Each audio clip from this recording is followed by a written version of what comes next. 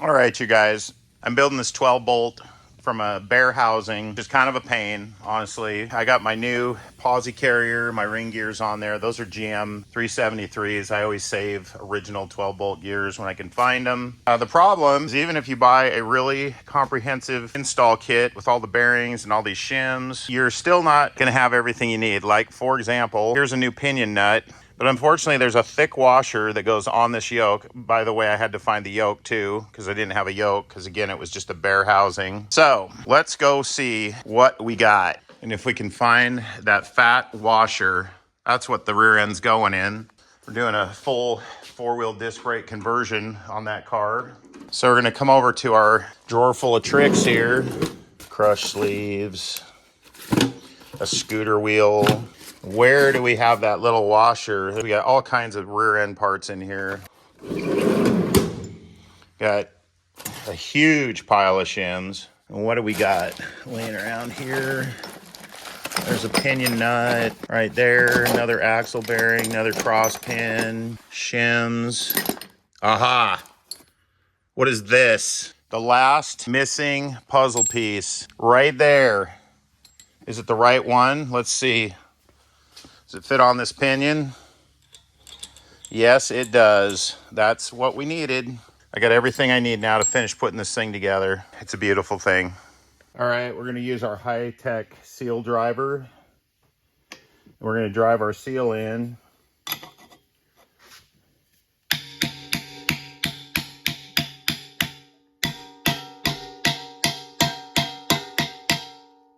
There we go.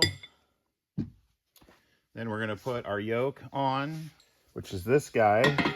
I already test fit and made sure the yoke matched the U-joint, because we're changing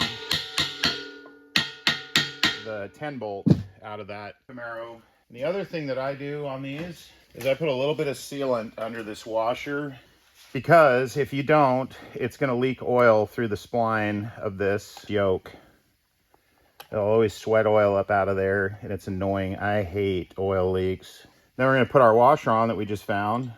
That's very handy. And we're going to red Loctite this nut on. It's going to do two things. It's going to seal the threads so that they don't leak. And it's going to make sure that this nut stays exactly where we put it once we crush that new crush sleeve. See this right here? See that little dot? They stake that nut so it's self-locking. We'll just give it 900 foot-pounds of impact. It'll go. I got a fresh battery for this operation because you need maximum torquage. I got a fresh sleeve in there. And it takes a lot to crush those things. I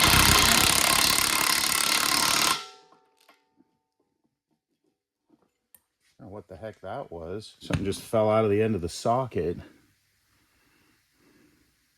What is that? Beats the heck out of me, but it didn't come off of this. We got a long way to go.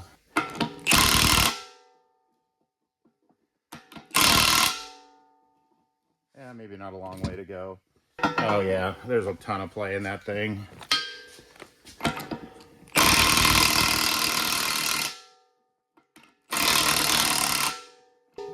It's killing my hand.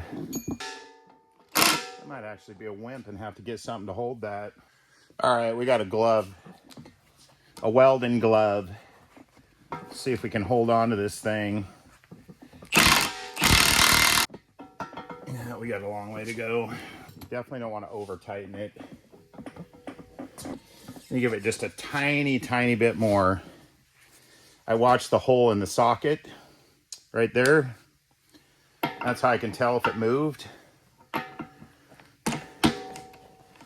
And we'll give it just a tiny bit more preload. And that moved. Yep, and it preloaded it more too. So we're gonna call that good. Get zero play, a little bit of preload. Perfect. I had previously set the rear end up without the crush sleeve. I just tightened the nut until the pinion had no play in the bearing.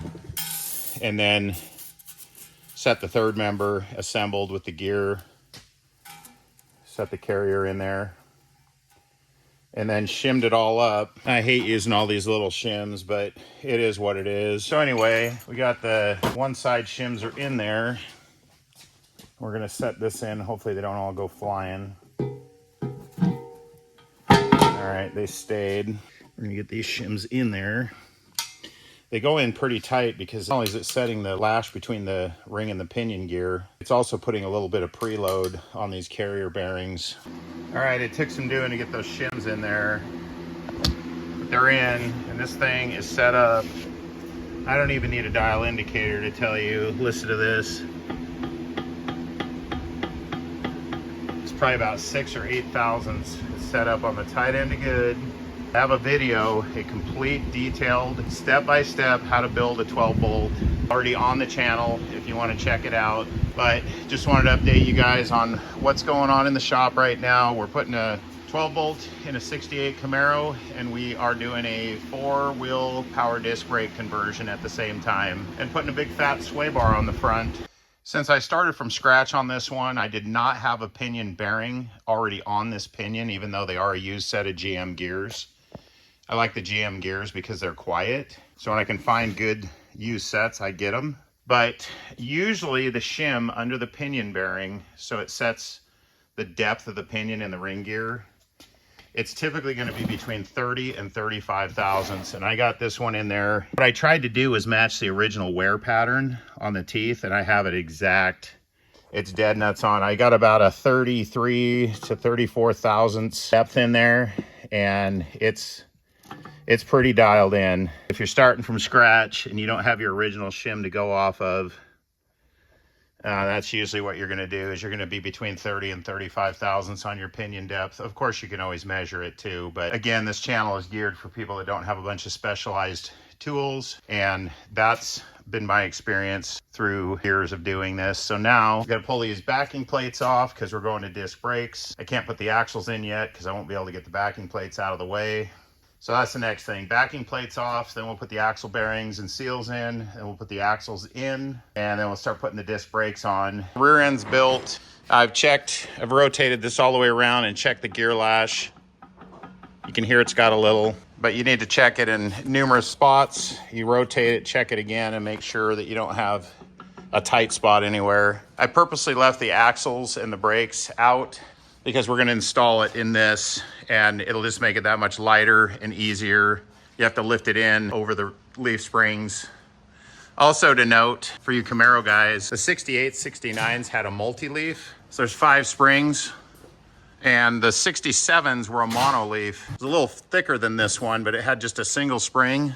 The 67 rear end is different because that spring perch is deep for 68 and 69 for that multi-leaf, and the 67 is shallow for the single leaf. So just a FYI on that one. If you're ever looking to buy one of these first generation Camaro rear ends, there is a difference, and that is one of them, the spring perches.